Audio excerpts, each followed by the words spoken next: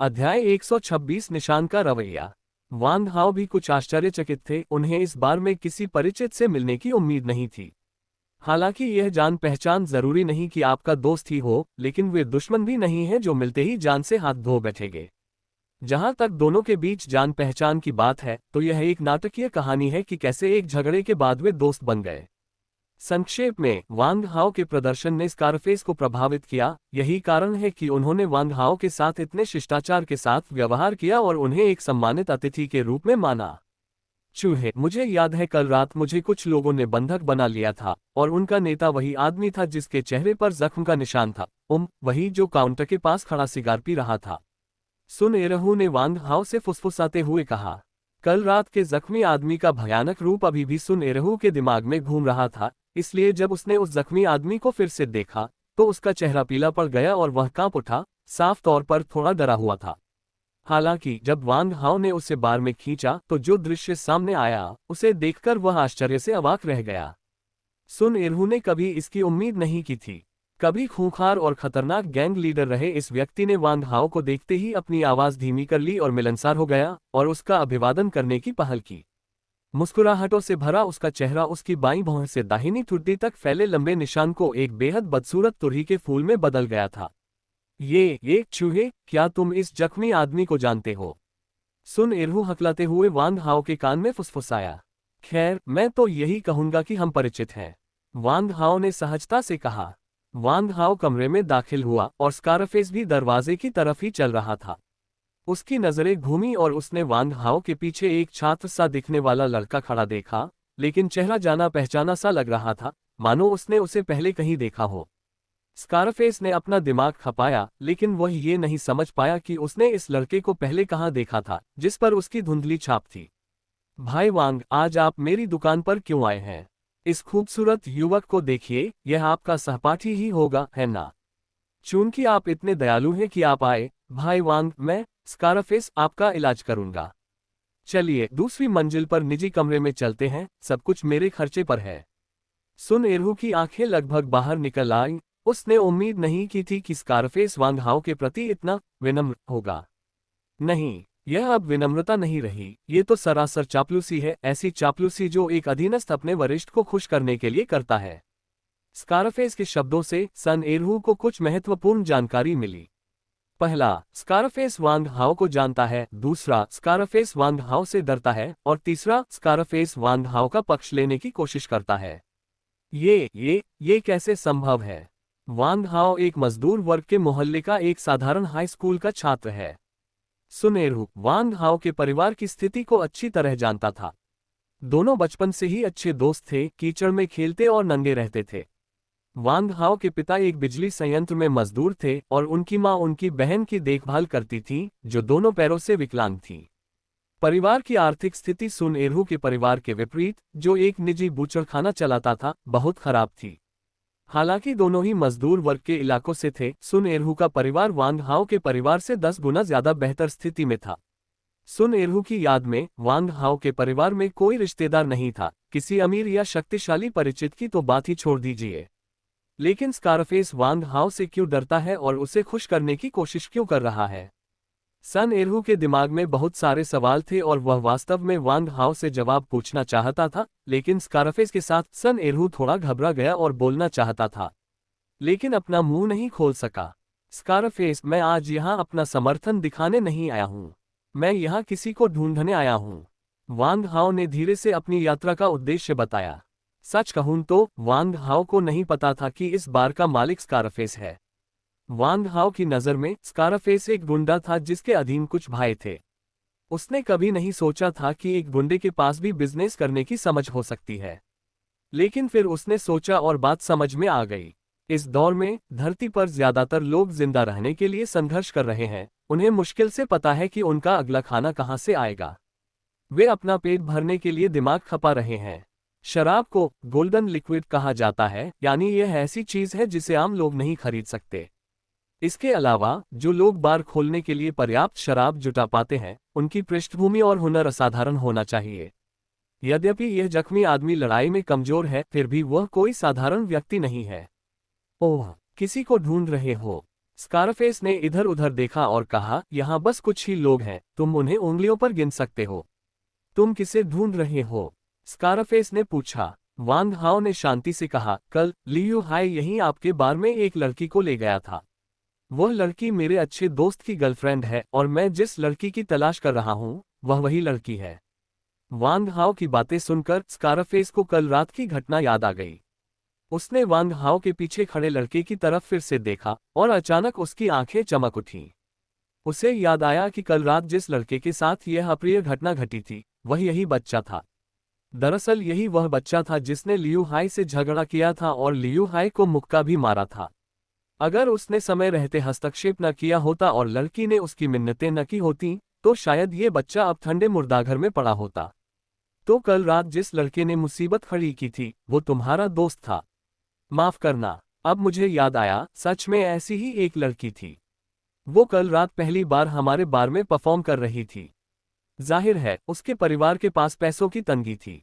तुम्हें पता है यहाँ काम करने वाली हर लड़की पैसों की तंगी में होती है। मुझे उम्मीद नहीं थी कि लियू हाई उसे पसंद करेगा और उसे अपने साथ ले जाने की कोशिश करेगा। फिर तुम्हारे दोस्त ने दखल दिया। लियू हाई को इस लड़के ने मुक्का मारा। ये देखकर कि उस लड़के को चोट लगने वाली है मैंने अपने भाइयों को इशारा किया कि उसे रोक ले। मुझे डर था कि लियू हाई के आदमी उसे पकड़ लेंगे, वरना वो लड़का या तो जिंदगी भर के लिए अपाहिज हो जाता या अपने अंतिम संस्कार की तैयारी कर रहा होता। उसके बाद जो हुआ उसमें मैं शामिल नहीं था। लियू हाई उस लड़की को कहाँ ले गया ये मुझे भी नहीं पता। स्कारफेस की बात सुनने के बाद वांग हाओ संशय में रहा। स्कारफेस ने बेबाकी से बात की, हर जरूरी बात को छोड़ दिया, लेकिन उसकी हर बात उसके अपने फायदे की ओर इशारा कर रही थी। वांग हाओ को इस बात की परवाह नहीं थी कि उसमें कितनी बनावटी या अतिशयोक्ति शामिल थी। अभी सबसे जरूरी बात ये पता लगाना था कि लियू हाई यांगली को कहाँ ले गया था। उसे बचाना सबसे बड़ी प्राथमिकता थी। स्कारफेस, क्या तुम्हें पता है कि लियू हाई आमतौर पर कहाँ रहता है? या वो जिन लड़कियों पर हाथ डालता है उन्हें आमतौर पर कहाँ ले जाता है? वांग हाओ ने पूछा। स्कारफेस एक पल के लिए रुका, फिर बोला, मुझे असल में इस बारे में थोड़ा बहुत पता है। तुम्हें पता है मैं भी अपने कारोबार के लिए लियू हाई के पिता पर निर्भर हूँ, इसलिए मैंने लियू हाई की गंदगी साफ करने के लिए कई सारे काम किए हैं। मुझे पता है कि शहर के पश्चिमी उपनगरों में उसका एक निजी विला है जहां वह आमतौर पर औरतों को रखता और छुपाता है। मैं तुम्हें उसके पते भेज दूंगा। अगर तुम्हें आदमियों की जरूरत है तो मैं तुम्हें 7-8 अनजान नए लोग दिला सकता हूं। उस विला में 20 लोगों की सुरक्षा टीम है, सभी सेवानिवृत्त सैनिक हैं, बहुत ताकतवर, सभी कुलीन लोग जिन्होंने खून खराबा किया है। अगर तुम जबरदस्ती अंदर घुसना चाहते हो तो बेहतर होगा कि तुम तैयार रहो। स्कारफेस के शब्द वांग हाओ के लिए एक अनुस्मारक थे कि लियू हाई कोई ऐसा व्यक्ति नहीं था जिसके साथ खिलवाड़ किया जा सके और उसके अधीन कई लोग थे। यदि वे दोनों वहां गए तो वे वध के लिए मेमनों की तरह होंगे। हालांकि वांग हाओ उदासीन रहा, स्कारफेस को धन्यवाद दिया, मुड़ा और बार छोड़ दिया, शहर के पश्चिम की ओर बढ़ गया। अध्याय 127 ब्लैक हॉक स्क्वाड दूसरा अपडेट। वांग हाओ के जाने के कुछ देर बाद बोना कियांग कक्ष से बाहर आया और स्कारफेस से फुसफुसाया, भाई, क्या हमें इस बच्चे पर नजर रखने के लिए किसी को भेजना चाहिए? क्या हमें लियू हाई को भी बता देना चाहिए? स्कारफेस ने अपना सिगार बुझाया और गहरी आवाज में कहा, दूसरों के काम में दखल मत दो। क्या तुमने सुना नहीं कि यह बच्चा कोई साधारण इंसान नहीं है? यहां तक कि विशालकाय छिपकली भी अब उसकी मातहत है। हमारा तो बस एक छोटा सा पारिवारिक व्यवसाय है और हमें अभी भी अपने भाइयों का पालन पोषण करना है। हम इस झंझट में नहीं पड़ेंगे। क्या विशालकाय छिपकली इस बच्चे की अधीनस्थ बन गई? सच में? फिर उद्धरण चिन्ह, अच्छा हुआ कि तुम्हें पता है, इसे फैलाओ मत। ये लड़का चतुर, साहसी और ताकतवर है। असल बात यह है कि वह अभी छोटा है। बेहतर होगा कि हम तटस्थ रहें और इस तरह की बातों में न पड़ें।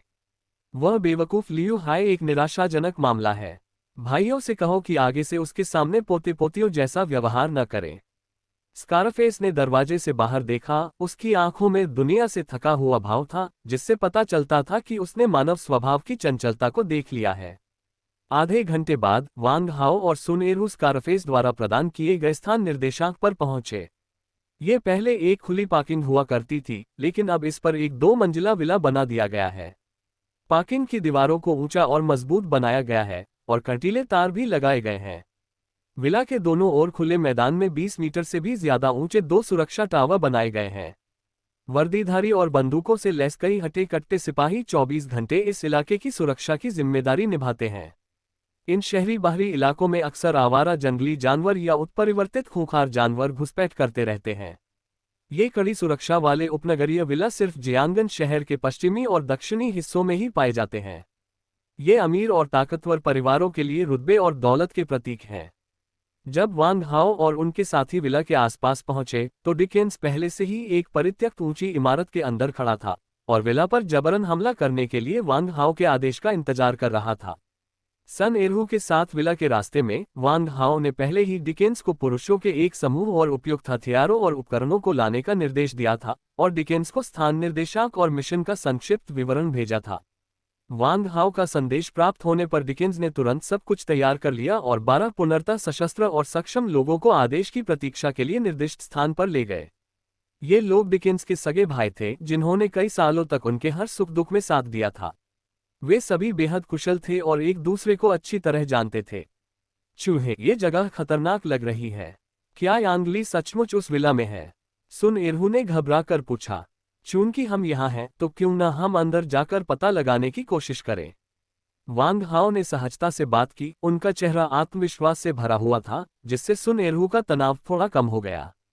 जैसे ही वांग हाओ डिकेंस की नज़र में आया उसे डिकेंस का एक टेक्स्ट संदेश प्राप्त हुआ। चलो एरहू, मैं तुम्हें हमारे सैनिकों से मिलवाने ले चलता हूँ, वांग हाओ ने कहा। सुदृढ़ीकरण। सुन एरहू थोड़ा उलझन में था लेकिन अपने अच्छे भाई के आत्मविश्वास भरे स्वर को देखकर उसके पास हिम्मत जुटाकर उसके पीछे चलने के अलावा कोई विकल्प नहीं था। ये 15 मंजिला कार्यालय भवन था जो अज्ञात समय से परित्यक्त था। ज्यादातर बाहरी दीवारें ढह गई थीं जिससे स्टील का ढांचा हवा के संपर्क में आ रहा था और ज्यादातर सतह पर जंग की मोटी परतें जम गई थीं। वांग हाओ सुन एरहू को 12वीं मंजिल तक ले गया। सीढ़ियां जर्जर थीं, कई सीढ़ियां टूटी हुई थीं और उन्हें चढ़ने में काफी समय लगा। जब वे 12वीं मंजिल पर पहुंचे तब तक सुन एरहू की सांस फूल चुकी थी, उसका चेहरा पीला पड़ चुका था और वह जोर जोर से हौंफ रहा था। बॉस, आप जिस सुदृढ़ीकरण की बात कर रहे हैं वह वही नहीं है ना? सुन एरहू ने अचानक सीढ़ियों के ऊपर काले कपड़े पहने कुछ आदमियों को खड़े देखा जो उनके सामने हाथ पीछे करके खड़े थे। उनसे एक ठंडी आभा निकल रही थी जिससे उसे पूरे शरीर में ठंडक महसूस हो रही थी। काले लड़ाकू सूट पहने हटे कट्टे आदमियों की एक कतार वांग हाओ के सामने खड़ी थी। हर कोई पूरी तरह काले कपड़ों में ढका हुआ था, सिर्फ उनकी आंखें दिखाई दे रही थीं। वांग हाओ ने एक नज़र में ही डिकेंस की आंखें पहचान ली। पंक्ति में 13 आदमी एकदम सीधे खड़े थे, खासकर सबसे बाईं ओर डिकेंस जो एक मानक की तरह खड़ा था, उसका पूरा शरीर सीधा, छाती और पेट अंदर एक सीधी सैन्य मुद्रा में। जब उसने वांग हाओ को देखा तो उसकी मांसपेशियां मानो सिकुड़ गई, मानो उसे बिजली का झटका लगा हो, और वह तुरंत सावधान की मुद्रा में खड़ा हो गया, अपनी दाहिनी भुजा को अपनी मध्यमा उंगली से भौहों के स्तर पर उठाया और वांग हाओ को झप कहकर एक मानक सैन्य सलामी दी। नेता को रिपोर्ट करते हुए, ब्लैक हॉक दस्ता इकट्ठा हो गया है। 13 लोगों के आने की उम्मीद थी और 13 लोग मौजूद हैं। कैप्टन डिकेंस, कृपया निर्देश दें। उनकी आवाज बहुत धीमी थी लेकिन ये गहरी, शक्तिशाली थी और लोगों को झकझोर देती थी। डिकेंस ने अपनी युवावस्था में सेना में सेवा की और कई वर्षों तक अग्रिम मोर्चे पर तैनात एक फील्ड सैनिक रहे। परिणामस्वरूप उनमें एक कठोर सैनिक का अनोखा स्वभाव बरकरार रहा। पहले उनसे बहुत कम संपर्क होने के कारण वांग हाओ उनके बारे में कोई स्पष्ट धारणा नहीं बना पाए। लेकिन डिकेंस के कार्यों, आचरण और उनके साथियों के प्रभावशाली सैन्य व्यवहार से वांग हाओ मोटे तौर पर कल्पना कर सकते थे कि डिकेंस सैनिक रहते हुए कितने दृढ़ और दृढ़ रहे होंगे। बहुत बढ़िया। यह मिशन मुख्यतः एक बचाव अभियान है। मैं आपको बचाई जा रही लड़की की तस्वीरें बाद में भेजूंगा। बाकी मिशन की जिम्मेदारी कैप्टन डिकेंस संभालेंगे। मैं इस मिशन में आपके साथ रहूंगा। मेरी बस एक ही गुजारिश है, लड़की की सुरक्षा सुनिश्चित करें, वांग हाओ ने ठंडे स्वर में कहा, लेकिन बहुत ऊंची आवाज में बोलने की हिम्मत नहीं जुटा पाया, कहीं ऐसा न हो कि पास ही स्थित विला क्षेत्र के सुरक्षा गार्ड उसे सुन ले और सतर्क हो जाएं। चीफ, यह मिशन बहुत खतरनाक है। आप और आपके दोस्त यहीं रहकर कमान संभाल सकते हैं। बचाव अभियान में और ये लोग संभालेंगे। आपको अपनी जान जोखिम में डालने की जरूरत नहीं है, डिकेंस ने कहा, उम्मीद करते हुए कि वांग हाओ रुकेंगे। यहाँ आते समय डिकेन्स ने पहले ही किसी को लियू परिवार के विला के स्वामित्व के बारे में जानकारी इकट्ठा करने के लिए भेज दिया था और उसे दिखाया था। जानकारी से पता चला कि विला में लगभग 1 दर्जन यानी 20 से भी कम सुरक्षाकर्मी मौजूद थे। संख्या कम थी, लेकिन वे सभी उच्च स्तरीय सैन्यकर्मी थे, जिनमें से प्रत्येक की लड़ाकू क्षमता 150 से ज्यादा थी। विला की रक्षा प्रणाली भी बहुत उन्नत थी। ये बचाव अभियान एक कठिन काम होने वाला था।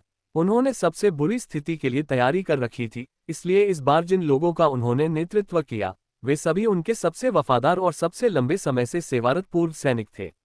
ये लोग कई सालों से डिकेन्स के साथ थे, जिनमें से प्रत्येक असाधारण क्षमताओं से संपन्न था और जिन्हें वह अच्छी तरह जानते थे।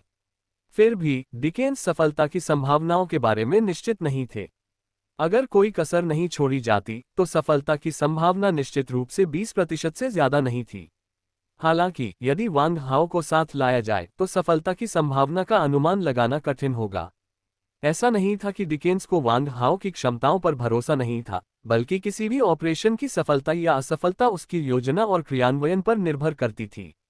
अगर उन्हें मिशन के दौरान वांग हाओ की व्यक्तिगत सुरक्षा का भी ध्यान रखना होता तो वे इसके लिए पूरी तरह प्रतिबद्ध नहीं हो सकते थे। इसका नतीजा उनके आदमियों की भारी क्षति, मिशन की विफलता और यहां तक कि उनकी अपनी जान भी खतरे में पड़ सकती थी। वांग हाओ की सुरक्षा की तो बात ही छोड़िए, लियू परिवार समूह ने निषिद्ध और नियंत्रित वस्तुओं की तस्करी से शुरुआत की और पूरे जियांगन शहर में इसका प्रभाव तांग परिवार के बाद दूसरे स्थान पर है। आज कम से कम 4 अतिरिक्त अध्याय होंगे। अध्याय 128 अजीब बूढ़ा सफेद तीसरा अद्यतन। हालांकि सैन्य शक्ति की बात करें तो लियू परिवार जियांगन शहर का सच्चा नंबर 1 परिवार है। एक वैध व्यापारिक और राजनीतिक परिवार होने के नाते तांग परिवार अपनी निजी सशस्त्र सेनाओं को लेकर बहुत ज्यादा घमंडी होने की हिम्मत नहीं करता, जबकि हथियारों और अन्य प्रतिबंधित वस्तुओं की तस्करी करके अपनी दौलत बनाने वाले लियू परिवार को ऐसी कोई चिंता नहीं है। इसलिए ये जानने के बाद कि लक्ष्य लियू परिवार था, डिकेन्स ने सबसे बुरी स्थिति की योजना बनाई। वांग हाओ ने डिकेन्स की चिंताओं को समझ लिया। डिकेन्स, चिंता मत करो, मैं अपना ख्याल रखूंगा। मैं अपने पीछे वाले भाइयों का ख्याल रखूंगा, इसलिए तुम्हें मेरी चिंता करने की जरूरत नहीं है। तुम लोग बाद में मिशन पर मेरे साथ चलो, इस बार मैं ही स्काउट्स का नेतृत्व करूंगा। वांग हाओ ने आत्मविश्वास से कहा। वहां मौजूद कई लोग तिरस्कार दिखाने से खुद को नहीं रोक पाए और मन ही मन कोसते हुए बोले, इस बच्चे को अपनी जगह नहीं पता।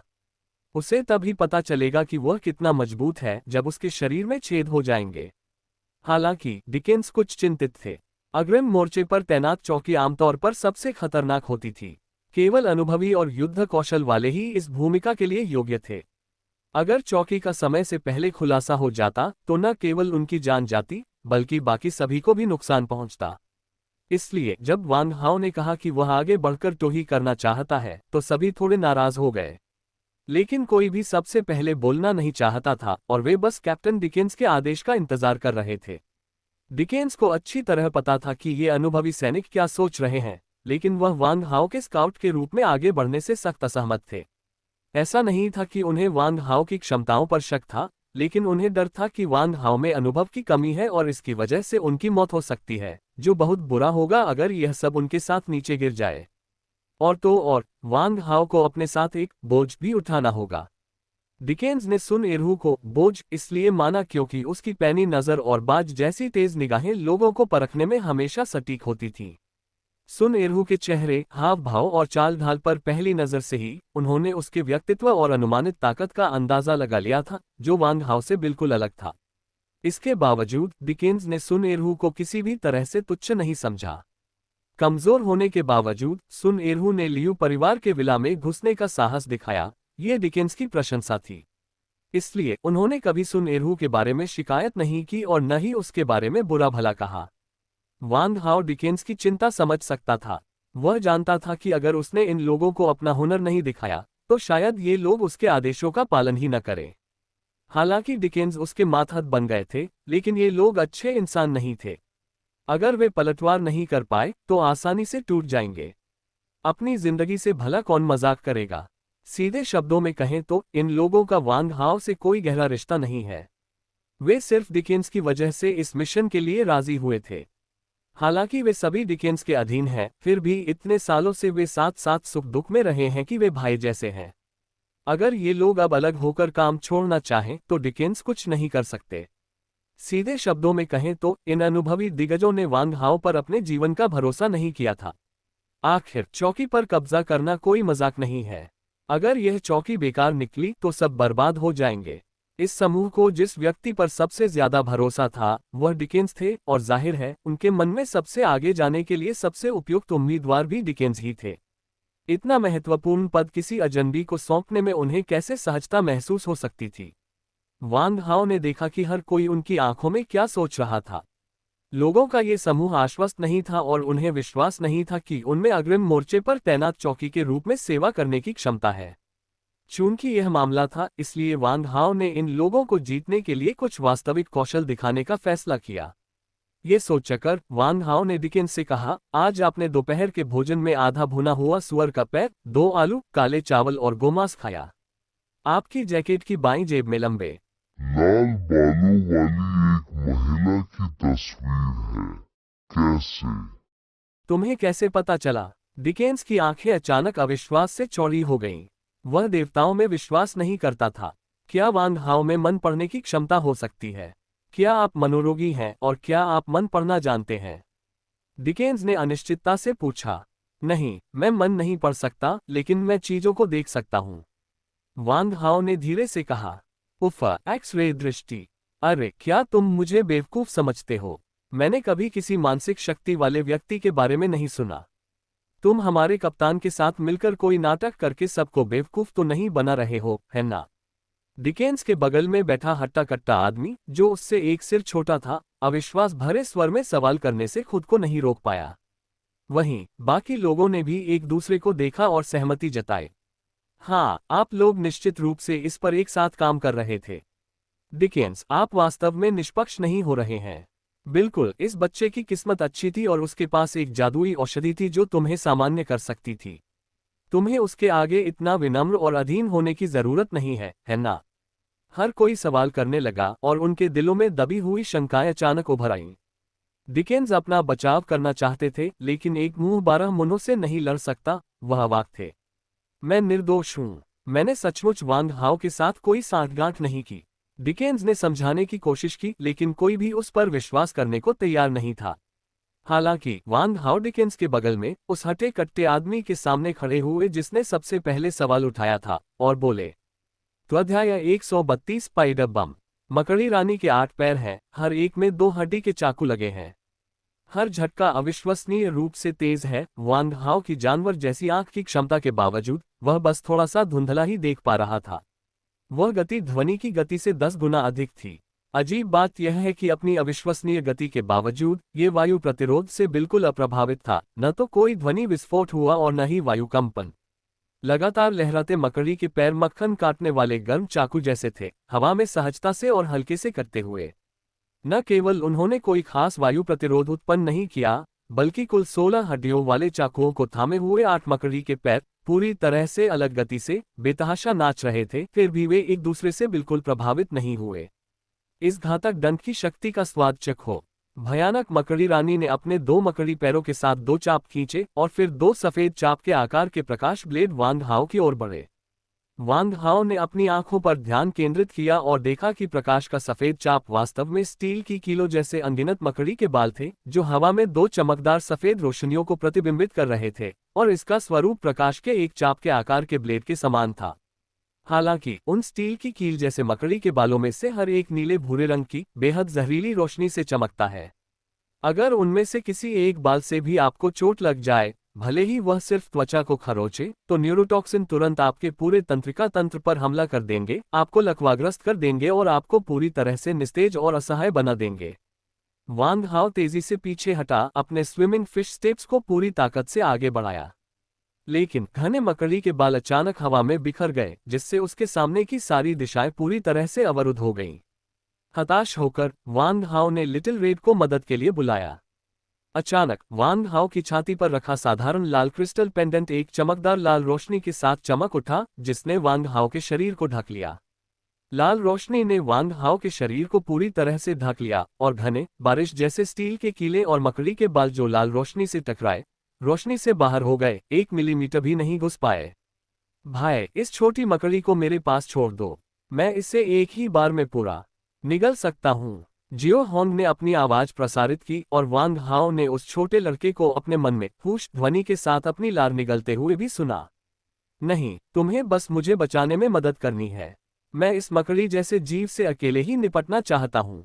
वांग हाओ की आंखें तेज थीं और उसके पास माथे से बहता ठंडा पसीना पोंछने का भी समय नहीं था जो उसकी आंखों में आ गया था।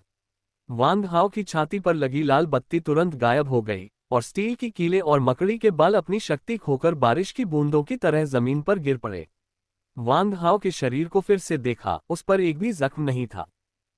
यार, तुम्हारे पास कुछ हुनर है। मुझे परवाह नहीं कि तुमने मेरे जहरीले डंक को रोकने के लिए कौन सा जादू किया, देखते हैं अब तुम क्या करते हो। इससे पहले कि स्पाइडर क्वीन अपनी बात पूरी कर पाती, वह अचानक हवा में ऊंची छलांग लगा गई। उसका शरीर तोप के गोले की तरह ऊपर उठा, विला की छत में एक बड़ा सा छेद कर दिया और उसे तोड़ते हुए तुरंत एक अज्ञात ऊंचाई पर पहुंच गई। अरे नहीं! उस क्षण वांग हाओ को एहसास हुआ कि खतरा नजदीक आ रहा है। उसे पता ही नहीं चला कि यह कब शुरू हुआ, लेकिन वह अनगिनत लाल लाल भूतिया चेहरे वाली मकड़ियों से घिरा हुआ था। इनमें से हर मकड़ी मुट्ठी के आकार की थी और उनकी पीठ पर बने निशान किसी भयानक और डरावने इंसानी चेहरे जैसे लग रहे थे। इससे भी ज्यादा डरावनी बात यह थी कि इन भूतिया चेहरे वाली मकड़ियों ने वांग हाओ को पूरी तरह से घेर लिया था और पूरी दूसरी मंजिल पर छा गई थीं। वे उसके पैरों पर भी कसने लगी थीं, पलक झपकते ही उस पर चढ़ने को तैयार। अगर इन भूतिया चेहरे वाली मकड़ियों की संख्या ही डरावनी थी और उनका विकराल रूप भी डरावना था, तो वांग हाओ के सिर में और भी ज्यादा सिहरन इस बात से थी कि हर भूतिया चेहरे वाली मकड़ी के शरीर पर साबुन की टिकिया के आकार का एक रिमोट कंट्रोल बम बंधा हुआ था।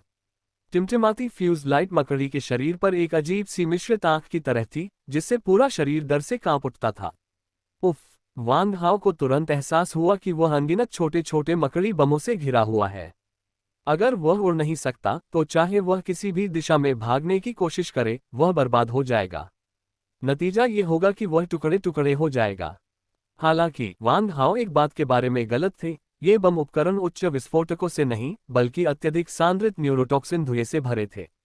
बिना किसी हिचकिचाहट के वांग हाओ बेडरूम में भाग गया, यांग ली को उठाया, जो बिस्तर पर पकौड़ी की तरह बंधा हुआ था, एक मुक्का मारकर खिड़की का कांच तोड़ दिया और यांग ली को अपनी बाहों में लेकर दूसरी मंजिल से कूद गया। उसी क्षण छोटे मकड़ी बम तुरंत विस्फोटित हो गए। बूम बूम बूम बूम विस्फोट लगातार जारी रहे। हालांकि आवाज तेज नहीं थी, लेकिन विस्फोटों की भारी संख्या ने इतना भयानक झटका दिया कि ब्लैक हॉक टीम के सदस्यों की रूह कांप गई, जो अभी तक ज्यादा दूर नहीं भाग पाए थे। इस समय डिकेंस के अलावा, जो वांग हाओ से मिलने के लिए विला के आंगन में ही रुका था, बाकी सभी लोग जा चुके थे। सन एरहू, जो अपनी प्रेमिका को बचाने के लिए दूसरी मंजिल पर लौटने का जोखिम उठाने की तैयारी कर रहा था, उसे भी डिकेंस ने बेहोश कर दिया और लाओ बाय उसे उठाकर ले गई। मैंने वांग हाओ को दूसरी मंजिल से कूदते देखा। डिकेंस चिल्लाया, जल्दी मेरे पास आओ, मैं तुम्हें ढक दूंगा। डिकेंस ने एक 6 बैरल वाली भारी मशीन गन उठाए और वांग हाओ के पीछे उमड़ते मकड़ी बमों की लहर पर गोलीबारी शुरू कर दी। दा दा दा दा 6 बैरल वाली भारी धातु मशीन गन ने धातु की एक विशाल लहर छोड़ी, जिससे मकड़ी के ज्वार की प्रगति अस्थायी रूप से रुक गई। विस्फोट से निकला धुआं और धूल अभी अभी छंटी थी और पूरा विला झटकों से ध्वस्त हो गया था। 100 मीटर के दायरे में आसपास के क्षेत्र में हल्की लाल धुंध छा गई। अरे नहीं, ये लाल धुंध जहरीली है, डिकेंस चिल्लाया, लेकिन बहुत देर हो चुकी थी। उसने पहले ही जहरीली धुंध की एक बड़ी मात्रा अंदर ले ली थी और न्यूरोटॉक्सिन उसके पूरे शरीर में फैल चुके थे।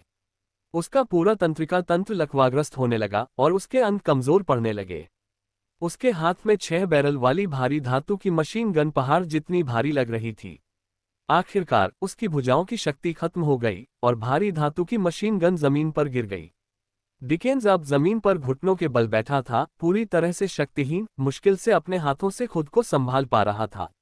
उसका चेहरा राख जैसा हो गया था और उसके होंठ बैंगनी हो गए थे। हा, बहुत देर हो चुकी है, तुम सबको मरना ही होगा। तुमने मेरे इतने सारे प्यारे बच्चों को मार डाला है, तुम सब मेरे साथ दफन होगे। मैं तुम दोनों को स्पाइडरमैन प्यूपा में बदल दूंगा।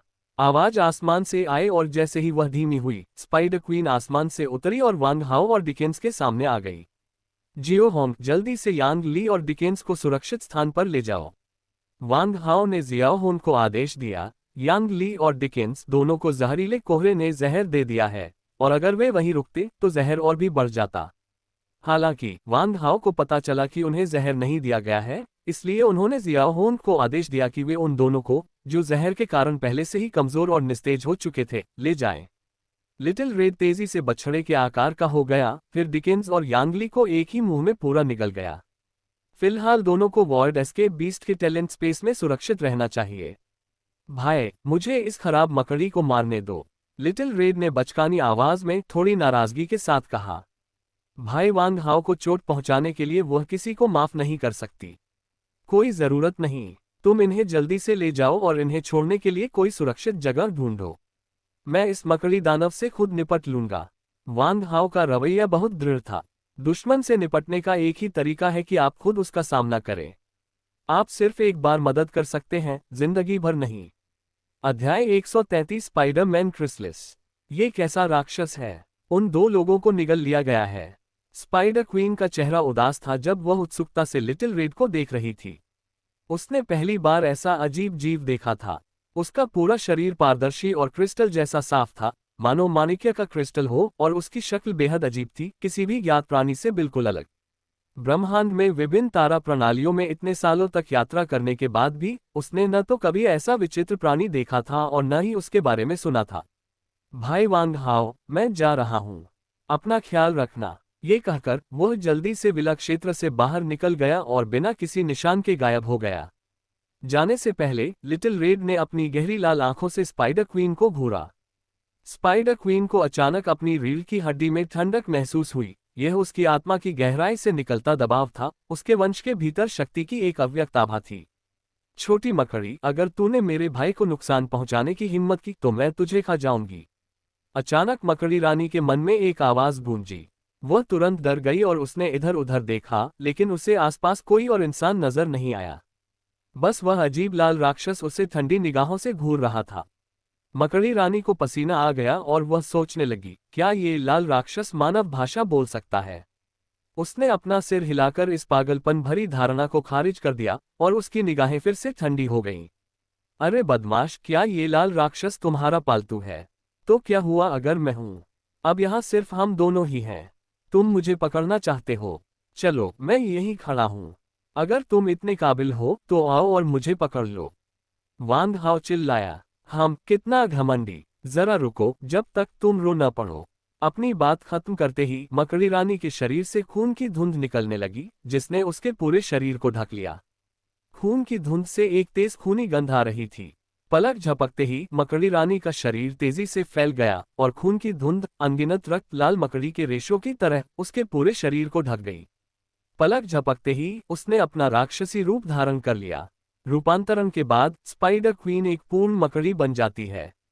ये जीव, जो पहले आधा इंसान और आधा मकड़ी था, अब 2 मीटर से भी ज्यादा ऊंची एक विशाल विषैली विधवा मकड़ी में बदल गया है। इसका मानव चेहरा पूरी तरह से गायब हो गया है और उसकी जगह विशालकाय मकड़ी के सिर पर विचित्र मानव चेहरे के पैटर्न दिखाई देने लगे हैं। मकड़ी की संयुक्त आंखों के बीच में 2 मानव आंखें भी दिखाई देने लगी हैं। यह अपने पुनर्तः पशु रूप में है। इस प्रकार का पार्श्विक जीन उत्परिवर्तन पिछली आधी अधूरी लाल सांप वाली महिला और डिकेंस के आधे मानव और आधे छिपकली वाले अधूरे उत्परिवर्तन से पूरी तरह भिन्न है। आधा इंसान आधा जानवर वाला आनुवंशिक उत्परिवर्तन, जिसमें इंसान और जानवर के जीन आधे आधे होते हैं, एक संकर जीन है जो इंसानों से ज्यादा ताकतवर तो है, लेकिन असली जानवरों जितना शक्तिशाली नहीं। हालांकि इस पूरी तरह से उत्परिवर्तित जानवर जीन में एक ऐसा जानवर जीन अनुक्रम है जो इंसानी जीन के साथ पूरी तरह से संगत है और जानवरों की पूरी शक्ति को उजागर कर सकता है। इससे भी अधिक भयावह बात यह है कि पूर्ण रूप से उत्परिवर्तित जीन न केवल जानवरों के शक्तिशाली शरीर और क्षमताओं को पूरी तरह से बरकरार रखता है, बल्कि मानव तर्क शक्ति को भी पूरी तरह से संरक्षित करता है। दूसरे शब्दों में, अपने वर्तमान पूर्ण रूप में स्पाइडर क्वीन एक क्रूर जानवर है जिसमें मानव बुद्धि और एक जानवर जाति की भयानक युद्ध शक्ति है। हा, अपने पूर्ण रूप में मेरे पास एक शीर्ष स्टारफॉल क्षेत्र विशेषज्ञ के खिलाफ लड़ने की ताकत है। तुम बदमाश, बेहतर होगा कि तुम आज्ञाकारी रूप से आत्मसमर्पण कर दो। मकड़ी रानी ने लड़ाई जल्दी खत्म करने के लिए अपने पूरे रूप में रूप धारण कर लिया ताकि यह बच्चा और कोई परेशानी न खड़ी कर दे। दिल अभी अभी हुए हमलों की श्रृंखला पूरी तरह से खोजी थी।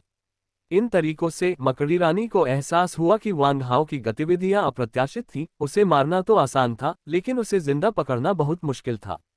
लेकिन इस लड़के को मारना आसान था, लेकिन इससे उसके दिल की नफरत कम नहीं होने वाली थी। वह वांग हाओ को जिंदा पकड़ने, उसे जिंदा मकड़ी के प्यूपा में बदलने और स्वर्ग में अपनी बहन इलिया की आत्मा को शांति देने के लिए उसे 100 दिनों तक आत्मा विनाशक और हड्डियां खाने वाली यातनाएं देने पर अड़ी थी। अपने पूर्ण रूप में स्पाइडर क्वीन मकड़ी की सबसे शक्तिशाली शिकार विधि मकड़ी के जाल का उपयोग कर सकती है। हम बड़ी बड़ी बातें करना बंद करो। मैंने स्टारफॉल दायरे में अपने हिस्से के विशेषज्ञ देखे हैं। क्या तुम्हें लगता है कि मैं कोई ऐसा व्यक्ति हूं जिसे तुम आसानी से डरा सकोगे? वांग हाओ ने शांति से एक वाक्य कहा। असल में वह डर के मारे कांप रहा था। उसने पहले भी स्टारफॉल दायरे में विशेषज्ञों को देखा था, लिटिल रेड उनमें से एक थी। उसने उस रहस्यमयी फैटिकान से लड़ाई भी की थी। हालांकि उनकी आभा के आगे वह पूरी तरह से पराजित और शक्तिहीन हो गया था। लेकिन इस समय उसे खुद को शांत करने के लिए मजबूर होना पड़ा। दुश्मन का सामना करते समय हिम्मत नहीं हारनी चाहिए, वरना लड़ने की हिम्मत ही नहीं बचेगी और दूसरों की दया पर निर्भर रहना पड़ेगा। इसलिए हालांकि वांग हाओ जानता था कि दुश्मन के आगे उसकी कोई सानी नहीं है, फिर भी उसे डटे रहना था। राक्षस तलवार, इस बार ये तुम्हारे ऊपर है। मुझे विनाश के एक अद्वितीय हथियार के रूप में तुम्हारी अद्वितीय तीक्ष्णता का गवाह बनने दो। इस समय वांग हाओ बेहद शांत था। उसने अपने दाहिने हाथ से के 3 पिस्तौल पहले ही फेंक दी थी और बाएं हाथ से गला बंद करने वाली तलवार को दाहिने हाथ में ले लेने के बाद अपनी नजरें सामने वाले लक्ष्य पर गड़ाए रखीं। हा, तुम्हें लगता है कि तुम मुझे टूटे हुए चाकू से हरा सकते हो? कितनी हास्यास्पद बात है। एक चावल का दाना चमकते चांद से मुकाबला करने की हिम्मत कैसे कर सकता है? मकड़ी रानी जोर से हंसी, उसका शरीर बेतहाशा हिल रहा था। अपनी 8 मकड़ी जैसी टांगों से तेजी से उछलते हुए उसका विशाल शरीर किसी स्टील के रथ की तरह वांग हाओ की ओर टूट पड़ा। गति इतनी तेज थी कि वांग हाओ की राक्षसी आंखें मुश्किल से ही गति की दिशा समझ पा रही थीं, लेकिन वह विशिष्ट प्रक्षेप पथ नहीं देख पा रही थी। गति, वाह, ये तो बहुत तेज है। पहले से कम 100 गुना तेज। ये तो अद्भुत है। पलक झपकते ही 50 मीटर दूर स्पाइडर क्वीन के विशाल शरीर ने वांग हाओ पर अत्यंत जबरदस्त बल से हमला कर दिया। वह आभा आकाश में उड़ी, अपने साथ रेत का तूफान लेकर। जमीन का मलबा और कीचड़ हर जगह उड़ गया और धूल चारों दिशाओं में फैल गई। जहां भी मकड़ी के 8 पैर गुजरे, सीमेंट की जमीन को मकड़ी के तीखे पंजों ने पूरी तरह से छेद दिया और कठोर सीमेंट की जमीन पर सिर्फ कुचली और नष्ट हुई बजरी की एक पट्टी रह गई। हालांकि ये कार्य स्पाइडर क्वीन द्वारा वांग हाओ को भ्रमित करने के लिए किया गया एक दिखावा मात्र था, जिसका उद्देश्य उसे कुछ समय के लिए अपना ध्यान भटकाना था। यदि वह सफल हो जाती है तो स्पाइडर क्वीन इस अवसर का लाभ उठाकर अपना जाल फैला सकती है और वांग हाओ को बांध सकती है। यह मकड़ी का जाला खास मिश्र धातुओं से बने धातु के तारों से भी ज्यादा मजबूत होता है। यह पानी और आग से अछूता रहता है और इसे चाकू से भी नहीं काटा जा सकता। यह अविश्वसनीय रूप से मजबूत होता है। एक बार बंध जाने के बाद स्टारफॉल दायरे के किसी भी विशेषज्ञ के लिए इससे मुक्त होना मुश्किल होगा। 100 से कम युद्ध शक्ति वाले किसी छोटे जीव से निपटना बहुत आसान है। जैसी कि उम्मीद थी, वांग हाओ इस लड़ाई से अचंभित रह गया। उस समय स्पाइडर क्वीन वांग हाओ से 5 मीटर से भी कम दूरी पर थी। फुश, एक विशाल पारदर्शी जाल आकाश से उतरा और तुरंत वांग हाओ को बांध लिया। विशाल जाल का हर धागा नूडल जितना मोटा था, फिर भी अजीब तरह से अविश्वसनीय रूप से मजबूत था। वांग हाओ ने उससे कितना भी संघर्ष किया और फाड़ा, सब व्यर्थ गया, बल्कि जाल और भी कड़ा होता गया। हाँ, एक बार जब तुम मेरे मकड़ी के जाल से बंध गए, तो भले ही तुम 500 की युद्ध शक्ति वाले स्टारफॉल दायरे के विशेषज्ञ हो, तुम्हें आज्ञाकारी रूप से आत्मसमर्पण करना होगा। चलो देखते हैं तुम अब कैसे भागते हो, बदमाश। बस यही रहो और मैं तुम्हें स्पाइडर-मैन प्यूपा में बदल दूंगा। चिंता मत करो, जो अभी भागने की कोशिश कर रहे थे, उनमें से कोई भी बच नहीं पाएगा। वे सभी मेरे द्वारा स्पाइडर-मैन प्यूपा में बदल दिए जाएंगे और तुम्हारा साथ देंगे। तुम बूढ़ी औरत, इतना घमंड मत करो। ये तो बस एक फटा हुआ जाल है, मैं इसे अभी तोड़ दूंगा। मैं बुधवार को अपना ड्राइविंग टेस्ट भाग 4 दे रहा हूं, इसलिए अगले कुछ दिनों तक रोजाना सिर्फ 2 अपडेट ही होंगे। कृपया मुझे वोट दें, सिफारिश करें और मेरा समर्थन करें। अध्याय 134, दानव ब्लेड का उत्परिवर्तन। इस समय वांग हाओ ने देखा कि उसके दाहिने हाथ में पकड़ी हुई राक्षसी तलवार थ्रोट सीलिंग थोड़ी गर्म होने लगी थी। दरअसल मूलतः ठंडा जंग लगा चाकू अचानक गर्म होने लगा। जंग लगे चाकू से चिपके मकड़ी के जाले तुरंत पिघल गए, ठीक वैसे ही जैसे बर्फ और हिम पिघलते हैं। हालांकि वांग हाओ के शरीर के बाकी हिस्सों पर मकड़ी के जाले अपरिवर्तित रहे। वांग हाओ को अचानक लगा कि वह अपना दाहिना हाथ फिर से हिला सकता है। उसके दाहिने हाथ को बांधने वाला मकड़ी का जाला फट गया था और उसमें एक बड़ा सा छेद हो गया था। उसका दाहिना हाथ फिर से हिल सकता था। क्या ये तुम ही हो जिसने मेरा गला दबाया है? वांग हाओ ने मन ही मन पूछा। उसी समय वांग हाओ ने तेजी से अपने दाहिने हाथ का उपयोग करके अपनी छाती को ढकने वाले मकड़ी के जाले को हटा दिया। यकीनन जंग लगे चाकू से छुए गए मकड़ी के जाले पिघल गए और वांग हाओ को बांधने वाले मकड़ी के जाले तुरंत फट गए और एक बड़ा सा छेद हो गया। वांग हाओ जल्दी से रेंगकर उस छेद से बाहर निकल आया। हाँ, क्या बेवकूफ मकड़ी का जाल है, मैं इसे एक ही झटके में काट दूंगा। ये कैसे संभव है? एक उल्का क्षेत्र विशेषज्ञ भी मेरे मकड़ी के जाल से मुक्त नहीं हो सकता, तो तुम्हारा जंग लगा चाकू इसे कैसे काट सकता है? असंभव। मकड़ी रानी के चेहरे पर अत्यधिक आश्चर्य का भाव था। यह देखकर कि दानव ब्लेड सीलिंग थ्रोट असाधारण था, वांग हाओ का आत्मविश्वास और भी बढ़ गया। दानव ब्लेड को पकड़ने के बाद उसे बार बार एल्डरमेन द्वारा सिखाई गई 3 बुनियादी तलवार तकनीकें याद आती रहीं। खींचने का रुख, विस्तार करने का रुख और आवरण का रुख। एक बार गति बन गई तो इसे रोकना असंभव हो जाएगा। वांग हाओ ने मास्टर मेन द्वारा सिखाई गई तकनीकों को याद करना शुरू कर दिया। अपनी आभा को दबाने की पूरी कोशिश कर रहा था। उसकी आंखें मंद हो गईं, उसकी अभिव्यक्ति न तो खुश थी और न ही उदास, और चाकू पकड़े हुए उसका हाथ सहज और स्वाभाविक हो गया। डेमन ब्लेड, इस बार सब कुछ तुम पर निर्भर करता है। वांग हाओ ने मन ही मन ये बात दोहराई, मानो वह इस चाकू को अपना एक साथी मानता हो जो उसके साथ लड़ा था। और फिर अजीब बात यह है कि जंग लगे चाकू से 2 दिल की धड़कनें आईं, मानो वांग हाओ के सवाल के जवाब में। वांग हाओ चौंक गया। अब उसे यकीन हो गया था कि चाकू एक जीवित चीज है और शायद उसमें उस हथियार जैसी आत्मा है जिसका वर्णन राक्षस ने किया था। इसीलिए उसमें से दिल की धड़कन जैसी आवाज आ रही थी। चुड़ैल, तुम्हारा मकड़ी का जाला मेरे खिलाफ बेकार है। अगर तुम मुझे जिंदा पकड़ना चाहती हो तो तुम्हें अगले 10,000 साल तक साधना करनी होगी। इतना घमंडी मत बनो। लगता है अगर तुम मुझे जिंदा पकड़ना चाहते हो तो तुम्हें मुझे अपना असली हुनर दिखाना होगा। तुम्हारे पास गर्व करने की वजह है कि तुमने मुझे स्पाइडर गॉड ब्लेड तकनीक इस्तेमाल करने पर मजबूर किया। ये सुनकर वांग हाओ ने ठंडी सांस ली। तुम मुझे घमंडी कहते हो? मुझे लगता है कि तुम दुनिया के सबसे घमंडी इंसान हो। तुम्हारी तलवारबाजी कितनी घटिया है। खुद को भगवान कहने की तुम्हारी हिम्मत कैसे हुई? तुम बिल्कुल बेशर्म हो। हालांकि मकड़ी रानी नाराज नहीं हुई। उसने बस वांग हाओ को उसी ठंडी नजर से देखा जैसे कोई लाश को देखता है। कितना शोर है। रुको, मैं तुम्हारे दोनों पैर काट दूंगी, फिर देखते हैं तुम कैसे दौड़ते हो। और फिर मैं तुम्हारी जीभ काट दूंगी ताकि यह बदबूदार मुंह मेरे कानों को गंदा न करे। स्पाइडर गॉड ब्लेड तकनीक पहला रूप, स्पाइडर गॉड अवरोहण। इससे पहले कि वह बोलना समाप्त करती, स्पाइडर क्वीन का पूरा शरीर तेजी से हवा में उठ गया और तुरंत ही 10 मीटर की ऊंचाई तक उछल गया। चलो हम फिर से चलते हैं। वांग हाओ चौंककर चिल्लाया। अभी अभी जब विशाल मकड़ी उड़ी थी तब अनगिनत छोटे छोटे मकड़ी बमों के प्रकट होने का दृश्य वांग हाओ को अभी भी डरा रहा था। अब जब उन्होंने फिर से यह चाल चली है तो वांग हाओ की रीढ़ में एक सिहरन दौड़ गई। हालांकि चीजें वैसी नहीं हुई जैसी वांग हाओ ने कल्पना की थी।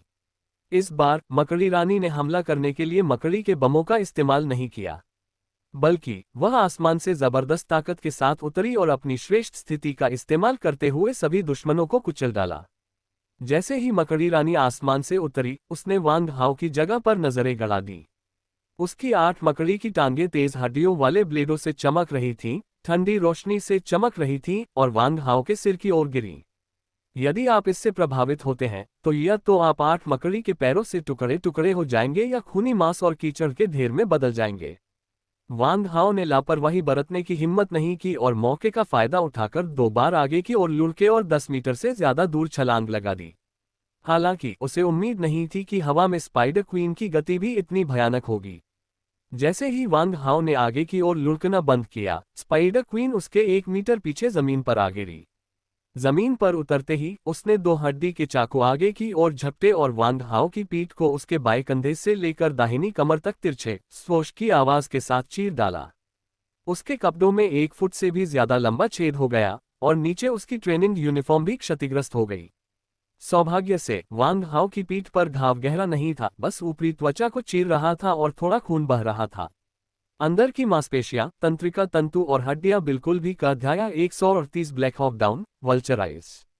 शायद उस समय दबाव में लिया गया उनका निर्णय उनके लिए नई ऊंचाइयों तक पहुंचने का एक सुनहरा अवसर था। डिकेंस के भीतर एक ज्वाला प्रज्वलित होती प्रतीत हुई।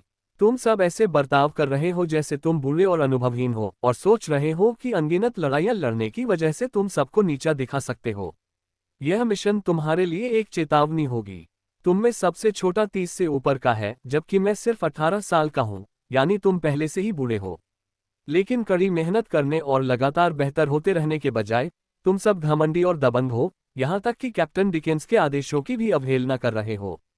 मैं ऐसे लोगों से काम नहीं ले सकता। वांग हाओ ने ठंडेपन से सभी की ओर देखा और फिर बोला, हालांकि अगर आप अपनी गलतियों को स्वीकार करने की हिम्मत करते हैं और आज से उन्हें सुधारने के लिए कड़ी मेहनत करने की कसम खाते हैं, तो मैं वांग हाओ आपको एक और मौका दे सकता हूं। आपके पूर्व साथियों के रूप में जो आपके साथ मिशन पर गए थे, मैं आपके लिए चीजों को मुश्किल नहीं बनाऊंगा। अब आपके सामने दो रास्ते हैं। पहला विकल्प यह है कि अपना सामान पैक करो और निकल जाओ, और अब से हमारा एक दूसरे से कोई संबंध नहीं रहेगा। दूसरा विकल्प है मेरे आदेशों का पुनर्तः पालन करना। वांग हाओ, याद रखना, पुनर्तः आज्ञाकारिता। मैं नहीं चाहता कि मेरे किसी भी अधीनस्थ की राय मेरे विचार से असहमत हो। ये शब्द कहने के बाद वांग हाओ रुक गया और सभी के चेहरों पर भावों को ठंडेपन से देखने लगा। जवाब सुनकर सभी की प्रतिक्रियाएं अलग अलग थीं, लेकिन डिकिंस पूरे समय शांत रहे। वह सबसे पहले खड़े हुए और जोर से कहा, मैं दूसरा विकल्प चुनता हूं। यह तब भी सच था, आज भी सच है, और यह कभी नहीं बदलेगा। डिकेंस तब वांग हाओ के पीछे खड़े हो गए। उन्होंने अपनी आंखें बंद कर लीं और अपने पुराने साथियों की आंखों में प्रश्नवाचक भाव नहीं देख सके, जिन्होंने कई वर्षों तक उनके साथ सुख दुख साझा किए थे। क्या डिकेंस ही एकमात्र व्यक्ति है जिसने रुकने का फैसला किया? क्या आप सभी ने विकल्प एक चुना? वांग हाओ ने ठंडे स्वर में पूछा। एक क्षण के लिए कमरे की हवा मानो जम सी गई। कुछ ही देर बाद एक दूसरा व्यक्ति आगे आया। वह कोई और नहीं बल्कि हट्टा कट्टा लाओ बाई था, जिसकी कमियां वांग हाओ ने उजागर की थी और जिसने इस कांड को जन्म दिया था। मैं रुकूंगा। मैं लाओ बाई कप्तान को छोड़कर नहीं जा सकता। अगर वांग हाओ न होते तो मैं लाओ बाई मर चुका होता। मैं सिर्फ कप्तान की खातिर ही नहीं, बल्कि आपकी जीवन रक्षक कृपा का बदला चुकाने के लिए भी रुक रहा हूं। लाओ बाई के शब्दों में थोड़ी नाराजगी थी, लेकिन उसके लहजे में एक अहम संदेश था। उसने हार मान ली थी और वांग हाओ का सम्मान करने लगा था। हमेशा से ही विद्रोही और हार मानने को तैयार न रहने वाले लाओ बाई ने हार मानने की बात कही थी, जिससे बाकी लोग भी डगमगा गए। अंततः 14 लोगों में से 13 ने, जिनमें डिकेंस भी शामिल थे, वहीं रहने का निर्णय लिया, सिवाय एक के जिसने वहां से चले जाने का निर्णय लिया। वांग हाओ ने उन लोगों की ओर देखा जिन्होंने दूसरे दिन का मार्ग चुना था, और उसके चेहरे पर एक हल्की सी मुस्कान आ गई। बहुत बढ़िया, मुझे खुशी है कि आपने दूसरा रास्ता चुना। लेकिन आप में से जो यही रहना चाहते हैं, ध्यान से सुनिए। आज से आपको बिना शर्त मेरे आदेशों का पालन करना होगा। याद रखिए, बिना शर्त। वांग हाओ की आवाज दृढ़ और शक्तिशाली थी। क्या इसका मतलब यह है कि हमें बिना शर्त आज्ञा माननी होगी, भले ही इसके लिए हमें आत्महत्या ही क्यों न करनी पड़े? बूढ़ी बाई ने हैरानी से पूछा। ये सही है। अगर मैं तुम्हें अभी आत्महत्या करने के लिए भी कहूं, तो तुम बिना शर्त ऐसा कर लोगे? बेशक, मैं ऐसा व्यर्थ आदेश नहीं दूंगा। अगर तुम ऐसा नहीं कर सकते तो कृपया चले जाओ। जैसे ही वांग हाओ ने बोलना समाप्त किया, समूह के बाकी सदस्यों ने और भी अधिक गर्मागरम चर्चा शुरू कर दी। अंत में ओल्ड वाइट और डिकेंस सहित केवल 7 लोग ही उसी स्थान पर बचे। ठीक है, तुम में से बाकी 7 मेरे भाई होंगे और मेरे साथ जीवन मरण के बंधन में बंध जाओगे। वांग हाओ, जो लोग चले जाएंगे उन्हें भविष्य में इसका पछतावा होगा, और भविष्य में तुम सब खुश होगे कि तुमने आज रुकने का फैसला किया। बाकी 7 में से डिकेंस और ओल्ड वाइट के अलावा बाकी 5 अनाथ थे, जिनके न कोई रिश्तेदार थे और न ही कोई दोस्त। उन सभी को पहले डिकेंस से अपार कृपा मिली थी, और उनके यही रहने का फैसला मुख्यतः उस कृपा का बदला चुकाने के लिए था, और कुछ हद तक इसलिए भी क्योंकि वे वांग हाओ में विश्वास करते थे। वे निश्चित रूप से उस व्यक्ति की और भी ज्यादा प्रशंसा करेंगे जिसका ये पांचों सम्मान करते हैं। इन 7 लोगों को देखकर, हालांकि उनकी संख्या बहुत कम थी, फिर भी हर कोई एक विशिष्ट व्यक्ति था। खास बात यह थी कि वे सभी दृढ़ निश्चयी थे और एक बार मन बना लेने के बाद आसानी से नहीं डगमगाते थे। ऐसे लोग वांग हाओ के लोगों को काम पर रखने के सिद्धांत पर सबसे ज्यादा खरे उतरते हैं। जिन पर आप नौकरी करते हैं उन पर भरोसा करें और जिन पर आप भरोसा नहीं करते उन्हें नौकरी पर न रखें। चूंकि तुम यहीं रह गए हो, आज से तुम मेरे भाई हो। मैं वांग हाओ का एक आदर्श वाक्य है, भाई सुख दुख बांटते हैं। अब से तुम सब रोज साथ मिलकर प्रशिक्षण करोगे। मैं सभी प्रशिक्षण कार्य सौंपूंगा और डिकेंस देखरेख का जिम्मा संभालेंगे। इसके अलावा मुझे एक और जरूरी बात बतानी है। आज से ब्लैक हॉक स्क्वाड्रन बंद हो गया है। अब से आपके स्क्वाड्रन का नाम वल्चर स्क्वाड्रन होगा। गिद्धों को आकाश का ग्रिम रीपर्स, सोल रीपर्स कहा जाता है। मुझे आशा है कि आप दुश्मन के लिए दुर्स्वप्न बन जाएंगे। ग्रिम रीपर्स जिनसे युद्ध के मैदान में हर कोई डरता है, नरक के दूत जो सभी दुश्मनों की आत्माओं को काटते हैं। गिद्ध स्क्वाड्रन, ब्लैक हॉक डाउन... वांग हाओ जानते थे कि ब्लैक हॉक टीम के विघटन की घोषणा होते ही हर कोई इससे अलग होने से हिचकिचाएगा। ये बात टीम के संस्थापक डिकेंस के लिए खास तौर पर सच थी। ब्लैक सिल्वर टीम उस बच्चे की तरह थी जिसे उन्होंने अपने हाथों से पाला था। अचानक ये कहना कि जिस बच्चे को उन्होंने इतनी मेहनत से पाला था उसे वे छोड़ने जा रहे हैं, उनके लिए दिल तोड़ने वाला था। हालांकि वांग हाओ को आश्चर्य हुआ जब डिकेंस ने मन ही मन आह भरी और फिर उनकी अभिव्यक्ति ठंडी उदासीनता में बदल गई और उन्होंने दृढ़ता से कहा, तो फिर तोड़ो, पुराने को बाहर करो, नए को अंदर लाओ। विनाश निर्माण से पहले होता है, विनाश के बिना निर्माण नहीं होता। ब्लैक हॉक गिर गया है, गिद्ध स्वर्ग की ओर उड़ जाएगा। दूसरों की आंखें भी टिमटिमा उठी। ऐसा प्रतीत हुआ जैसे वे डिकेंस की जलती हुई निगाहों से प्रभावित हो गई हों और उनके हृदय भी उसकी ओर आकर्षित हो गए। उनकी आंखें उत्तेजित प्रकाश से भर गईं। इस समय यहां तक कि वांग हाओ भी ये देखकर भावुक हो गया कि सबकी निगाहें किस पर टिकी थीं। ये टीम की सच्ची आत्मा है। तुरंत ही वांग हाओ ने अपने सारे विचार एक तरफ रख दिए और बोलना जारी रखा। इसके अलावा मुझे एक बहुत ही महत्वपूर्ण घोषणा करनी है। ये पूरी तरह से आपकी स्वैच्छिक भागीदारी पर आधारित है। मैं आपको मजबूर नहीं करूंगा। सच कहूं तो मैं असल में एक फार्मासिस्ट हूं। मैंने हाल ही में एक जीन सीरम विकसित किया है जो उन लोगों को जिन्होंने अभी तक अपनी एक्स क्षमताओं को जागृत नहीं किया है, अपनी मानवीय क्षमता में छिपी एक्स क्षमताओं को उजागर करने का एक शानदार मौका दे सकता है। आप में से सबसे छोटा 30 साल से ज्यादा का है और अभी तक अपनी एक्स क्षमताओं को जागृत नहीं कर पाया है। अगर सब कुछ सामान्य परिस्थितियों के अनुसार चलता रहा तो आप केवल औसत दर्जे का जीवन ही जी पाएंगे। अब ऐसा अवसर आपके सामने है। यह आप पर निर्भर है कि आप इसे आजमाना चाहते हैं या नहीं। एक क्षण के लिए सभी लोग स्तब्ध होकर चुप हो गए और फिर वे इस पर गहन चर्चा करने लगे। किस प्रकार का जीन सीरम एक्स क्षमताओं को जागृत कर सकता है? ये कैसे संभव है? तुम मजाक कर रहे हो। एक दवा जो एक्स क्षमताओं को जगा सकती है। अगर कोई इसका आविष्कार कर सकता है तो वह निश्चित रूप से नेबुला पुरस्कार जीतने वाला सबसे महान वैज्ञानिक बन जाएगा। क्या इस दवा का कोई दुष्प्रभाव है?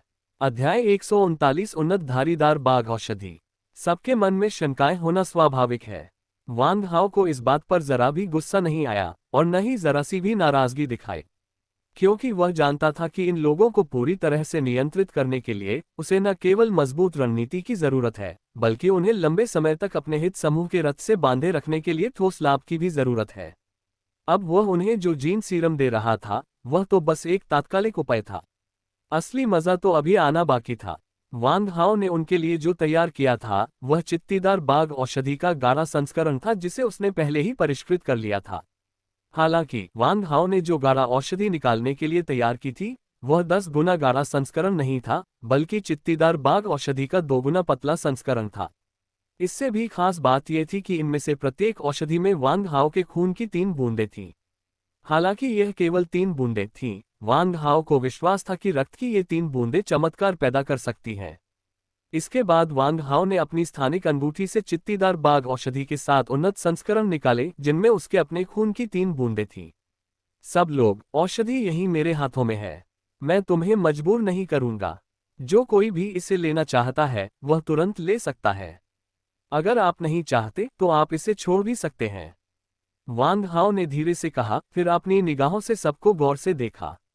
जो 7 लोग बचे थे वे सचमुच कायर नहीं थे। उनमें से प्रत्येक ने कर्तव्यनिष्ठा से आगे बढ़कर दवा की एक शीशी ले ली। 7 को उम्र और योग्यता के आधार पर क्रम दिया गया है। सबसे पहले डिकेंस, उसके बाद ओल्ड व्हाइट, फिर ओल्ड व्हाइट का छोटा भाई ओल्ड ब्लैक, फिर ड्यूरिक्स, सुनिंग, डू जियांग और सबसे आखिर में सबसे कम उम्र की मायू है। ओल्ड व्हाइट और ओल्ड ब्लैक जो भाई हैं, को छोड़कर इस समूह के बाकी लोग मूल रूप से एक दूसरे के लिए अजनबी थे। वे सभी विभिन्न कारणों से डिकेंस से परिचित हुए और उनके द्वारा मूल्यवान माने गए। सबके हाथों में रक्त लाल रंग का काढ़ा था। डिकेंस को छोड़कर बाकी सभी के चेहरे गंभीर थे। वे सोच रहे थे कि इस काढ़े में क्या है। क्या ये सचमुच कोई चमत्कारी काढ़ा था जो एक्स क्षमताओं को जगा सकता था, या ये कोई धीमा असर करने वाला जहर था जो किसी को जिंदगी भर के लिए गुलाम बना सकता था। कहा जाता है कि कुछ ताकतवर परिवार हत्यारों को प्रशिक्षित करते हैं जो हर महीने एक खास जहर लेते हैं। इस जहर का कोई बाहरी व्यक्ति कोई तोड़ नहीं सकता और एक बार लेने के बाद इसे हर महीने नियमित रूप से लेना जरूरी है, वरना जहर असर करेगा और उन्हें तुरंत मार डालेगा। उन्हें बचाने का कोई रास्ता नहीं है। हर कोई यह जानने की कोशिश कर रहा था कि क्या ये दवा किसी विशेष प्रकार का जहर है। ठीक है, आप सभी ने औषधि ले ली है। इस औषधि को लेने के बाद आपके शरीर में एक गंभीर उच्च तापमान प्रतिक्रिया हो सकती है जो कई घंटों तक रहेगी। बेहतर होगा कि आप पहले से ही ठंडक पहुंचाने वाली चीजें तैयार कर लें। इसके अलावा मेरे पास आपके लिए एक अच्छी खबर है। ये औषधि का केवल प्रारंभिक संस्करण है। भविष्य में आप जो औषधि लेंगे वह और भी अधिक शक्तिशाली होती जाएगी। मैं अब यहाँ आपके साथ नहीं खेलूंगा। कल मिलते हैं। वांग हाओ ने अपनी बात खत्म करने के बाद डिकेंस को एक तरफ बुलाया और कुछ बातें बताईं जिन्हें डिकेंस को तैयार करना था। फिर वह अकेले ही फैक्ट्री से निकल गया, बिना इस बात पर ध्यान दिए कि इन लोगों ने वाकई दवा ली है या नहीं। सच कहूं तो वांग हाओ को पूरा यकीन था कि ये लोग औषधियां जरूर लेंगे। हालांकि उनकी आंखें संदेह और भय से भरी थीं, लेकिन गहराई से देखने पर उनमें और भी मजबूत बनने की महत्वाकांक्षा झलक रही थी। चाहे उनके रुकने का उद्देश्य कुछ भी हो, ये लोग भविष्य में वांग हाओ के लिए तुरुप का इक्का बन जाएंगे। जैसे ही वांग हाओ ने परित्यक्त कारखाने को छोड़ा, लोगों का समूह पिचके हुए गुब्बारों की तरह जमीन पर गिर पड़ा। बूढ़ी बाई, क्या आपको लगता है कि यह औषधि जहरीली है? तेज तर्रार और सबसे युवा सदस्य मायू अपनी जिज्ञासा को रोक नहीं सका और पूछा। कौन जाने, मैं कोई फार्मासिस्ट तो हूं नहीं, मुझे औषधि की पहचान कैसे करनी है, ये कैसे पता चलेगा? आप डिकेंस से क्यों नहीं पूछते? बूढ़े बाई ने गेंद डिकेंस को थमा दी जो जमीन पर गिरा पड़ा था। उसका माथा पसीने से लथपथ था। उसने मन ही मन खुद का मजाक उड़ाया। उसे एहसास हुआ कि वह भी डर रहा था। उसने अपनी जिंदगी वांग हाओ को सौंपने का वादा किया था, लेकिन उसके सामने रखी अनजान औषधि उसके लिए कांटा बन गई थी। मुझे भी नहीं पता, लेकिन मेरा मानना है कि वांग हाओ उस तरह का इंसान नहीं है। अपनी क्षमताओं से वो मुझे छिपकली जैसे संकर से, जिससे सब घृणा करते हैं, इंसानी रूप में वापस ला पाया। सच कहूं तो मैंने उसे अपनी जान देने की कसम खा ली है। तुम सब मेरे सबसे अच्छे भाई हो, इसलिए दवाओं के परीक्षण का ये खतरनाक काम मुझ पर छोड़ दो। अगर मुझे जहर लग जाए या कुछ गड़बड़ हो जाए तो ये दवाइयां मत लेना। मुझे विश्वास है कि अगर तुम दवाइयां न भी लो तो भी वांग हाओ तुम्हारे लिए मुश्किलें नहीं बढ़ाएगा। बस तुम्हारे लिए उसका विश्वास जीतना और मुश्किल हो जाएगा। डिकेंस के चेहरे पर गंभीरता थी और बाकी लोगों ने भी सिर झुका लिया। डिकेंस ने आगे कहा, एक 18 साल का प्रतिभाशाली फार्मासिस्ट। 18 साल की उम्र में ही उसने एक अभूतपूर्व चमत्कारी दवा का आविष्कार किया, जिससे एक ऐसी समस्या का समाधान हुआ जिसे संघ के अनगिनत बड़े वैज्ञानिक अपनी पूरी जिंदगी में हल नहीं कर पाए। अगर हम उसके मशहूर होने और उसके पंख पूरी तरह से विकसित होने से पहले उसके सहायक बन जाएं, तो हमें भविष्य में अकल्पनीय लाभ मिलेंगे। डिकेंस के शब्दों ने सबकी आंखों में आग सी जगा दी। उनके भीतर एक ज्वाला सी सुलग उठी। जिस औषधि को उन्होंने कसकर पकड़ रखा था वह अब उतनी डरावनी नहीं लग रही थी, भले ही वह जहर ही क्यों न हो। इस जीवन में लोग प्रसिद्धि, धन, शक्ति और वासना से प्रेरित होते हैं। किस महान व्यक्ति का सत्ता में उदय रक्तपात से नहीं हुआ होगा और अनगिनत लाशों पर जीवन के शिखर तक कैसे पहुंचा होगा। चूंकि कोई स्वयं महान नहीं बन सकता, इसलिए महान बनने के मार्ग पर आधारशिला या फर्श का पत्थर बनना एक ऐसी किंवदंती है जिस पर जीवन भर गर्व किया जा सकता है और आने वाली पीढ़ियों के लिए स्मरणीय है। अचानक सबको ये सोचना बंद हो गया कि उनके हाथों में जहर है। भले ही वह सचमुच जहर था, उन्हें लगा कि वह बेहद लुभावना जहर था। तो फिर ये तय हो गया, मैं दवा का प्रयोग करने वाला पहला व्यक्ति होऊंगा। रुको, बूढ़ी बाई चिल्लाने ही वाली थी कि वह उसे रोकने ही वाला था। हालांकि बहुत देर हो चुकी थी। डिकेंस ने अपना सिर पीछे झुकाया और उन्नत टाइगर पोशन की पूरी शीशी पी ली। जीन थेरेपी धरती पर एक विलासिता है। डिकेंस जैसे अमीर आदमी के लिए भी हर साल एक जीन थेरेपी करवाना संभव नहीं था। अक्सर काले बाजार से इसे खरीदने में कई सालों की बचत लग जाती थी। इसलिए वह इसे साफ सुथरा पी जाता था, टेस्ट ट्यूब को पूरी तरह से चाटता रहता था जब तक कि उसकी जीभ आखिरी बूंद तक सोख न ले। तभी डिकेंस ने अनिच्छा से टेस्ट ट्यूब फेंक दी। दवा का सेवन करने के बाद दवा युक्त कांच की टेस्ट ट्यूब कचरे का एक टुकड़ा बन जाती है जिसे इच्छानुसार फेंका जा सकता है। वास्तविकता तो बहुत क्रूर है। जैसे ही दवा मेरे गले में गई, एक गर्म और तेज औषधीय सुगंध मेरे नथुनों के जरिए मेरे फेफड़ों में पहुंच गई। मुझे तुरंत लगा कि मेरा पूरा शरीर एक तेज औषधीय सुगंध से घिर गया है और मेरे शरीर की हर कोशिका खुशी और आज़ादी से सांस लेने लगी। दवा मेरे गले से होते हुए मेरे पेट तक पहुंच गई। पहले तो ये सामान्य था, जैसे पानी पीना। हालांकि कुछ सेकंड बाद बदलाव शुरू हो गया। अध्याय 140 क्षमता वृद्धि के चमत्कारी प्रभाव। ज्वालामुखी विस्फोट की तरह यह अजेय था। डिकेंस को ऐसा महसूस हो रहा था मानो वह पिघले हुए लावा के नरक में हो, मानो उनका पूरा शरीर जल रहा हो, उनकी सभी कोशिकाएं हिंसक रूप से हिल रही हो, उनका पूरा शरीर जल रहा हो, उनका खून उबल रहा हो और उनके शरीर का पसीना नीचे टपकने से पहले ही जलवाष्प में बदल गया हो। डिकेंस एक वायु आर्द्रता नियंत्रक की तरह थे जो फुफकारते हुए हवा में जलवाष्प छिड़कते थे। मुझे बहुत प्यास लगी है। पानी, मुझे पानी दो। बहुत गर्मी है। मुझे थोड़ी बर्फ चाहिए। डिकेंस चिल्लाया। उस पल सबको तुरंत समझ आ गया कि वांग हाओ ने उन्हें ठंडा करने के लिए बर्फ क्यों तैयार करवाई थी। भयानक तेज बुखार 3 घंटे तक रहा, फिर धीरे धीरे कम हो गया। इस समय तक डिकेंस का पूरा शरीर उबले हुए झींगे की तरह लाल हो चुका था और उसकी त्वचा से अभी भी काफी गर्मी निकल रही थी। हालांकि उसका आंतरिक तापमान धीरे धीरे सामान्य हो गया था। ये तो अविश्वसनीय है। डिकेंस ने अपनी आंखों के सामने हाथ फैलाए। उसके हाथ अब भी वैसे ही थे, लेकिन वे पहले से ज्यादा मजबूत लग रहे थे। मानो उसके पूरे शरीर में शक्ति का एक अक्षय स्रोत जाग उठा हो। बरसों से उसे जो बेड़ियां और रुकावटें सता रही थीं, वे पल भर में कांच की बोतल की तरह टूट गईं। डिकेंस को लगा कि वह बहुत अच्छी स्थिति में है, असाधारण रूप से अच्छा और अप्रत्याशित रूप से अच्छा। उसने कभी इतना स्वस्थ महसूस नहीं किया था। यह एहसास बिल्कुल वैसा ही है जैसे जब आप पहली बार बॉक्सिंग शुरू करते हैं। आपका दिमाग खाली होता है, आपका शरीर खाली होता है और आपका पूरा शरीर एक कोरे कागज की तरह होता है। आप चाहे जो भी सीखें, उसे सीखना आसान लगता है और इसमें कोई रुकावट जैसी कोई चीज नहीं होती।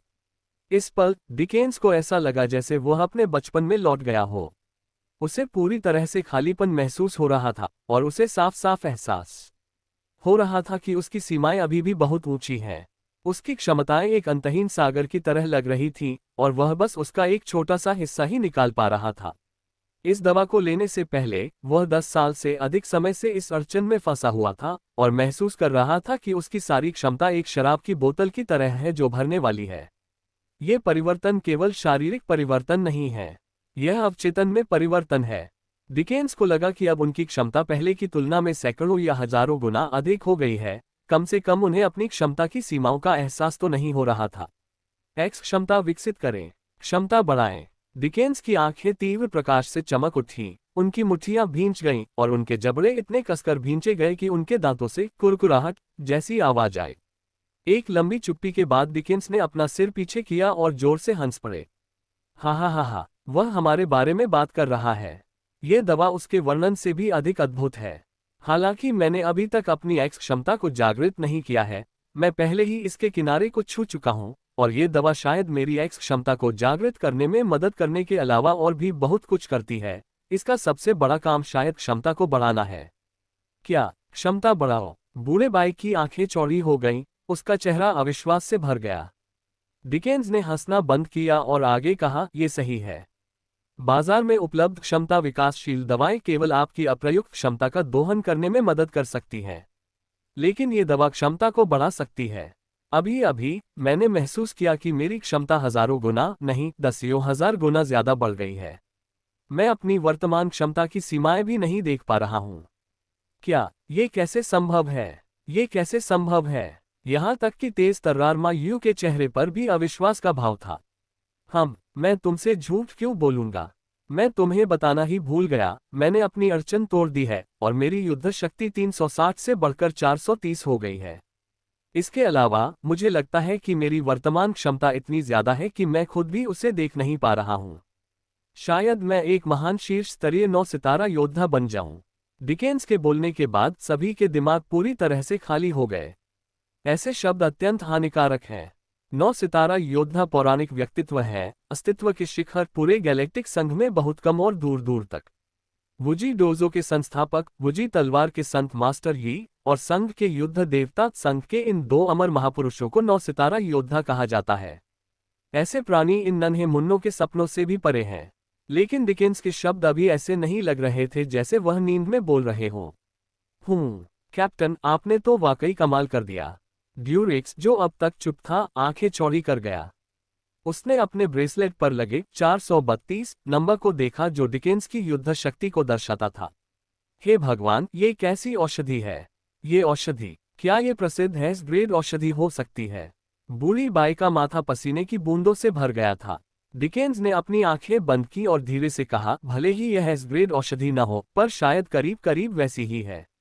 मैंने 3 साल पहले एक ग्रेड औषधि ली थी और उसका असर इस औषधि के 10,000वें हिस्से से भी कम था। इसके अलावा इस औषधि की क्षमता बढ़ाने की क्षमता की तुलना में वे तथाकथित ए ग्रेड औषधियां तो बस कूड़ा कचरा और बेकार की चीजें हैं। यद्यपि डिकेंस के शब्द कठोर थे, फिर भी वे सभी के लिए एक चेतावनी थे। तथ्य निर्विवाद है, वांग हाओ ने हमें जो औषधि दी थी वह अविश्वसनीय रूप से मूल्यवान है। डिकेंस द्वारा वर्णित चमत्कारी क्षमता ही दुनिया भर के अनगिनत लोगों को इसकी लालसा जगाने के लिए पर्याप्त है, भले ही वह जहर ही क्यों न हो। इसके अलावा इसे पीने के बाद डिकेंस में न केवल जहर के कोई लक्षण नहीं दिखे, बल्कि उन्होंने अपनी वर्षों पुरानी साधना की बाधा को भी तोड़ दिया और अपनी शक्ति में उल्लेखनीय वृद्धि की। इतने शक्तिशाली प्रभावों के कारण जिन लोगों ने अभी तक औषधि नहीं ली थी, उन्हें भी मुश्किल से निगलने में कठिनाई हुई और इसे पकड़ते समय उनके हाथ घबराहट से कांपने लगे। डिकेंस के दोबारा बोलने से पहले ही अधीर ओल्ड वाइट को किसी और चीज की परवाह नहीं रही और उसने बोतल खोलकर अपने मुंह में दवा उड़ेल ली। ओल्ड वाइट का अनुसरण करते हुए बाकी लोगों की भी आंखें लाल हो गईं और वे दौड़कर दवा अपने मुंह में डालने लगे। तुरंत सभी 6 लोग पानी के नल ढूंढने लगे और कोल्ड स्टोरेज में बर्फ के ढेर में बेतहाशा घुसने लगे। पल भर में पूरी फैक्ट्री में आग लग गई और सफेद भाप का गुबार छा गया। इस समय डिकेंस शायद सबसे अधिक आराम में थे, आराम से सोफे पर लेटे हुए अपनी ताकत बहाल करने के लिए कॉफी पी रहे थे, जबकि बाकी सभी लोगों की अस्त व्यस्त और व्यस्त उपस्थिति देख रहे थे। घर वापस आकर वांग हाओ अपनी लूट का माल समेटने के लिए इंतजार नहीं कर सका। स्पाइडर क्वीन के साथ